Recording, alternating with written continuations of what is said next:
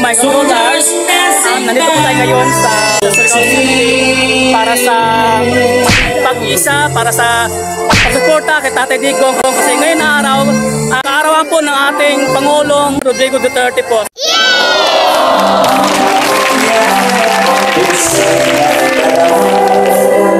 Okay na?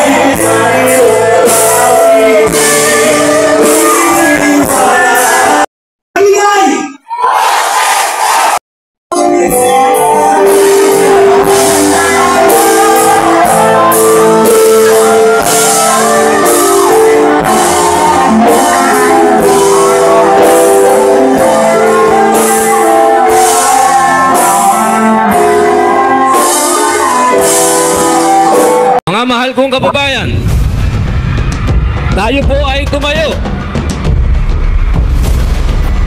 Atin pong salubungin ang pinakamagaling na Pangulo ng Pilipinas, Rodrigo Roa Duterte!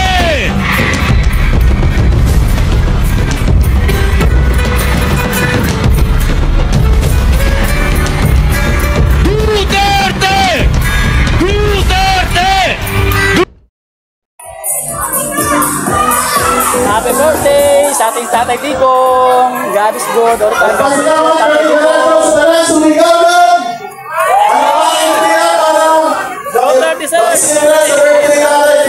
Salamat ka na sa inyong pagkari. Sa mga nag-volunteers, hindi mo natin may isa-isa ka ng sa mga dyan dali para mahinuin na event. Salamat ka na sa hindi na natin may isa-isa. Oh, dito na. Nagtik na dyan. Hindi ko na tanong ulit.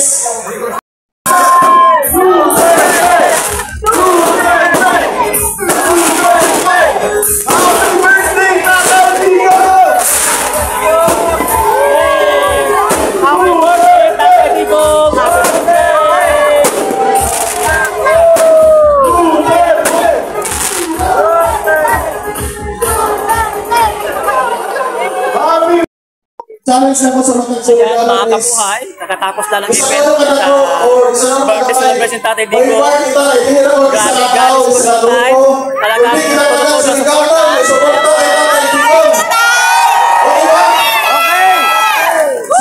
So, grabe, grabe. Happy birthday! Basta kinasing-kasing na pag-atay. Yung live natin. Dili na nilang na Grabe po. So yun po ang hindi mapatawaran, hindi masukat. Ang pagmahal namin sa aming Tatay Digong po. So isa lang ang sigaw po naming bayan na makauwi na sa aming Tatay Digong po. Maraming salamat. Uwi na Tatay Digong! Uwi na sa Davao!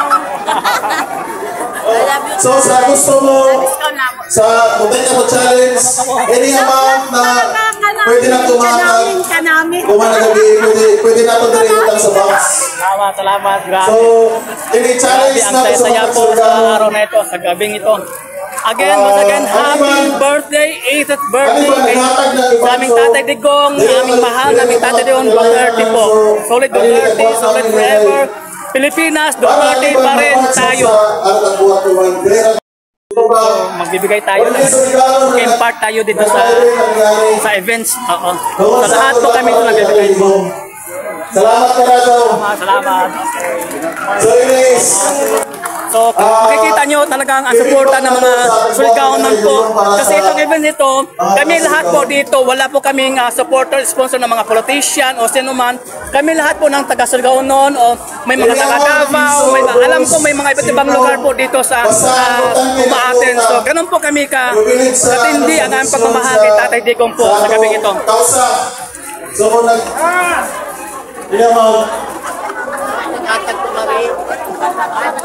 So again po, isa lang po ang sigaw namin. Happy birthday kay sa aming Tatay Digong po.